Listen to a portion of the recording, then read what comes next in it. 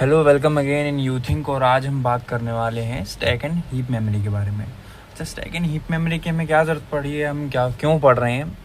अच्छा, अब से पहले जब हम कोड लिख रहे थे तो हम बार बार कुछ वेरिएबल्स का डिक्लेरेशन कर रहे थे, ऑब्जेक्ट बना रहे थे।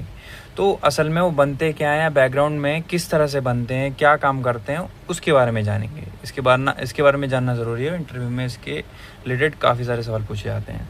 अच्छा, स्टैक एंड हीप, सबसे पहले स्टैक के बारे में जान लेते हैं। अच्छा, जब भी हम कोई मेथड बनाते हैं तो उसका एक स्टैक बनता है। जब भी हम कोई मेथड बनाते हैं तो उसका एक स्टैक बनता है। और स्टैक एक रूल को फॉलो करता है जिसको हम बोलते हैं लीफो। लीफो मतलब लास्ट इन फर्स्ट आउट। जैसे कि स्टेटमेंट से ही पता चल रहा होगा कि जो सबसे आखिर में जाएगा वो सबसे पहले बार निकलेगा। मतलब मान लीजिए मैंने अगर किताबें ऐसे लाइन से रख दी हैं, एक के ऊपर एक, एक के ऊपर एक, एक के ऊपर एक। अब मैं आपको बोलूं कि मैं इस किताब उठाओ, तो आप सबसे पहले ऑब्वियस है कि आप सबसे पहले ऊपर वाली किताब उठाओगे। तो सबसे आखिर में रखिए जो किताब मैंने, वो सबसे पहले उठाई जाएगी। ओके, तो लास्ट इन फर्स्ट आउट का मतलब आपको पता चल गया होगा। अपने मेन मुद्दे पे आते हैं। मेन मुद्दा है हमारा स्टैक एंड हीप के बारे में। मैं कोड लेके आया हूँ आपके सामने। अब आई थिंक अभी तक हमने पिछला जो पढ़ा है, अगर आपने ध्यान से पढ़ा होगा तो आपको ये पूरा कोड समझ में आ रहा होगा। आपको एक एक शब्द के बारे में समझ में आ रहा होगा। ठीक है, जैसे कि ये हमारी क्या है, मेन क्लास है, नाम से पता चल रहा होगा। Sorry, public class main. और यहाँ मैंने अपना मेन मेथड कॉल करा, पब्लिक स्टैटिक वॉइड मेन। और तो यहाँ पर देखिए, यहाँ पर मैंने adder OBJ equals to new adder नाम से एक ऑब्जेक्ट बनाया है। ऑब्जेक्ट इसका बनाया है, ऊपर मेरी जो क्लास है उसका ऑब्जेक्ट बनाया है। क्यों? क्योंकि मैंने इसको स्टैटिक नहीं बनाया। ठीक है, जब मैं अपने मेथड को स्टैटिक नहीं बनाता तो मुझे आगे जाके क्या करना पड़ता है, उसका ऑब्जेक्ट बनाना पड़ता है। ये हम देख चुके हैं, उसमें और डिटेल में देखेंगे। उसके बाद मैंने क्या करा, मेरे ऊपर जो क्लास थी, उसके अंदर जो मेथड था मेरा ऐड नाम से, मुझे उसे यूज़ करना था। ठीक है, कैसे यूज़ कर रहा, सबसे पहले मैंने ऑब्जेक्ट बनाया। ऑब्जेक्ट से मैंने एक ओबीजे नाम का एक और वेरिएबल बना लिया। अब उसके थ्रू मैंने ये जो ऐड नाम का जो मेरा मेथड था, इसको यूज़ करना चाहा। और उसका जो मेरा आउटपुट था, जो रिटर्न था, मैंने रिजल्ट नाम की वेरिएबल में स्टोर कर लिया और आगे जाके उसको प्रिंट कर लिया। अगर मैं इस कोड को अभी रन करके देखूं, अगर इस कोड को रन करके देखूं तो ये मेरे को आउटपुट दे रहा है 12। 5 + 7 12। ठीक है, हमारा कोड एकदम बढ़िया चल रहा है, कोई दिक्कत नहीं है। अब इसके बैकएंड के बारे में जानते हैं कि हाँ, असल में मेमोरी लेवल पे कैसे चीज़ें काम कर रही हैं। ठीक है, देखते हैं। जैसे कि अभी मैंने बताया कि जो भी मेरा मेथड है, जो भी मेरी क्लास है, जो भी मेरा मेथड है वो अपनी एक स्टैक मेमोरी बनाती है। तो मैं कह सकता हूँ यहाँ पर मेरे पास देखिए दो मेथड बन रहे हैं। एक ये मेरा जो मेन मेथड था, एक तो मेन मेथड है, और मैंने एडर नाम की क्लास बनाई तो उसके अंदर मेरा एक ऐड मेथड है। ठीक है, मैं कह सकता हूँ कि हाँ, अभी तक मेरा जो कोड है उसके हिसाब से मेरे पास कितनी 2 स्टैक्स होने चाहिए थे। ठीक है, कि ये ले ले रहा हूँ, चलिए यहाँ भी ले ले रहा हूँ। ठीक है, ऐसे ले रहा हूँ मैं रैंडमली कुछ भी। ठीक है, अच्छा मैं इस तरीके से ले लेता हूँ, थोड़ा और आसानी होगी बताने में। ठीक, बहुत बढ़िया। अब देखिए, जैसे कि ये मेरा मेन मेथड था। अगर मैं क्या करूं, अगर मैं इसके अंदर कोर वेरिएबल डिक्लेयर करके उसको कुछ वैल्यू दे दूं, मान लीजिए मैंने 3 दे दी, सेमीकोलन। तो अब हुआ क्या, इसका मतलब ये मेरा मेन मेथड था, ये नीचे वाला जो मैंने बनाया, ये मैंने मान लीजिए मेन मेथड का स्टैक बनाया है। और ये मैंने किसका बनाया है, ये मैंने ऐड का बनाया है। ओके, यहाँ पर मैंने इंट ए नाम का वेरिएबल बनाया था, उसको 3 वैल्यू असाइन करी, तो ये मेन का था।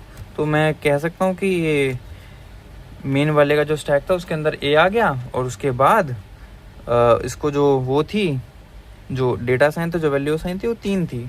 तो कुछ इस तरह से मेन मेथड का जो स्टैक था उसके अंदर मेरा डेटा स्टोर हो गया। ठीक है, वैसे ही ये जो मेरा ऐड, वैसे ही जो मेरा ऐड मेथड है इसके अंदर भी तो मेरे 2 वेरिएबल्स हैं, दोनों एक्चुअली इस ऐड मेथड के अंदर एक सम भी बनाया है, 3 है। तो मैं कह सकता हूँ क्या, ये जो मेरा ऐड मेथड है इसके अंदर भी मेरे कुछ वेरिएबल्स होंगे कि मैंने इसमें n1 लिया है, n2 लिया है, सम लिया है, ये लिए है ना, ये लिए है ना, बहुत बढ़िया। ठीक है, तो हम देखते हैं क्या कुछ इस तरह से मेरा काम होगा कि जैसे जब मैं इसको अपने मेन मेथड में कॉल करूँगा, तो सबसे पहले इसको मैं कुछ वैल्यूज़ भेजूँगा यहाँ से। जैसे कि मैंने यहाँ से 5 और 7 भेजा, तो पहले n1 में 5 जाएगा और n2 में 7 जाएगा। ठीक है, तो n1 में मेरा 5 चला गया और n2 में मेरा 7 चला गया। उसके बाद इन्होंने मेरा एडिशन परफॉर्म करके उस वैल्यू को सम नाम के इसमें असाइन कर दिया, असाइन कर दिया। तो 5 7 मेरा कितना हो गया, 12 हो गया, बहुत बढ़िया। और मैंने क्या करा था, मैंने नीचे इसको कॉल करा था और उसको रिजल्ट में स्टोर करा था, कहाँ पर, अपने मेन मेथड में। तो यहाँ पर मेरा जो मेन मेथड है इसके अंदर मेरे रिजल्ट नाम का वेरिएबल बना होगा, और मैंने जब अपना इसको कॉल करा और उसने मेरे को डेटा रिटर्न कर दिया और उसकी वैल्यू इसमें आ गई। ठीक है, तो यहाँ मेरा 12 आ गया। यहाँ तक तो किसी को कोई दिक्कत नहीं होगी। अब बात आती है ऑब्जेक्ट्स की, कि मैंने यहाँ पर जो ऑब्जेक्ट बनाया उसका क्या रोल है। ठीक है, तो अभी तक हमने स्टैक की बात करी, अब हम बात करेंगे हीप की। मान लीजिए ये तो स्टैक मेमोरी थी, या आपकी ऐसी कुछ हीप मेमोरी भी होती है, कुछ ऐसे रैंडम कुछ इसका एरिया होता है, कुछ साइज़ होता है। तो उसके अंदर क्या होता है, उसके अंदर कुछ स्पेस होता है, कुछ एरिया होता है। ठीक है ना, और वो स्पेस 2 पार्ट्स में डिवाइडेड होता है। कितने पार्ट्स में, 2 पार्ट्स में डिवाइडेड होता है। ठीक है,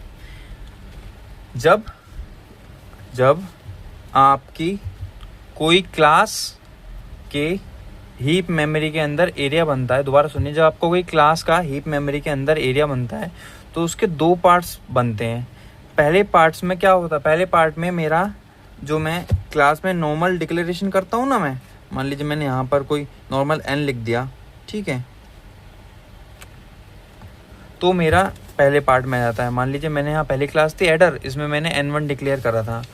ठीक है, मान लीजिए ये मेरा ये मेरा obj है हीप मेमोरी के अंदर, तो इसके अंदर मेरी सारी वैल्यूज आती है नॉर्मल डिक्लेरेशन वाली। ये n, अब मान लीजिए n p q r s t में कुछ भी डिक्लेयर करूँगा वो मेरे इस वाले पार्ट के अंदर आएंगी।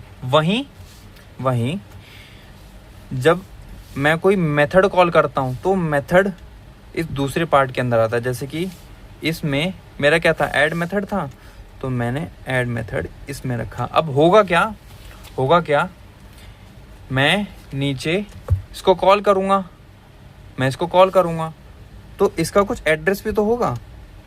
मान लीजिए इसका कुछ 101 एड्रेस होगा, और वो 101 एड्रेस इसके पास होगा, 101 एड्रेस इसके पास होगा। एड्रेस होगा, अभी वैल्यू नहीं है, एड्रेस होगा। ठीक है ना, ये इसके पास गया। ठीक है, कि भैया तुम मेरे को रिजल्ट चाहिए, और रिजल्ट किसका चाहिए, ऐड मेथड का। अभी ऐड मेथड क्या करेगा, ऐड मेथड जाएगा ऐड स्टैक के पास कि भैया तुम मुझे रिजल्ट दो। ठीक है ना, तुम मुझे रिजल्ट दो। तो यहाँ से क्या हुआ, ये रिजल्ट लेकर आया और उसके पास इसका एड्रेस था, इसके एड्रेस के थ्रू इसने रिजल्ट को अपने अंदर असाइन कर लिया। इस तरह से मेरा बैकएंड में काम हुआ। ठीक है, कोई दिक्कत, एक बार फिर से शॉर्ट में बता देता हूँ। जब हम कोई क्लास में नॉर्मल डिक्लेरेशन करते हैं, इंट n, इंट a, जैसे कि यहाँ पर भी मेरा इंट a था, ये था। ठीक है, ये मेरा इंट n, तो इसका हीप में क्या होता है, हीप में 2 पार्ट्स होते हैं। तो पहले पार्ट में मेरा नॉर्मल डिक्लेरेशन आता है, दूसरे पार्ट में मेरा जो मेथड्स होते हैं। ठीक, दूसरी चीज़ क्या मेरी, मैंने जब इसको मैंने इसके अंदर कोई वैल्यू असाइन करी, वो वैल्यू उसके पास गई, फिर उसने उन दोनों का अर्थमेटिक जो भी उसको ऑपरेशन परफॉर्म करना था उसको इसमें डाला, उसके बाद इसको भेज दिया, उसको इसने असाइन कर दिया, और यहाँ पर हमारा रिजल्ट प्रिंट हो गया। ठीक है, कोई दिक्कत नहीं है। आई होप आपको समझ में आया होगा, मैंने अपना पूरा ट्राई करा है। उसके बाद भी अगर आपको दिक्कत हो तो आप प्लीज़ एक बार वीडियो रिवाइंड करिए और फिर भी समझ में ना आए तो कमेंट्स में लिखिए, मैं और बढ़िया तरीके से समझाने की कोशिश करूँगा। Thank you.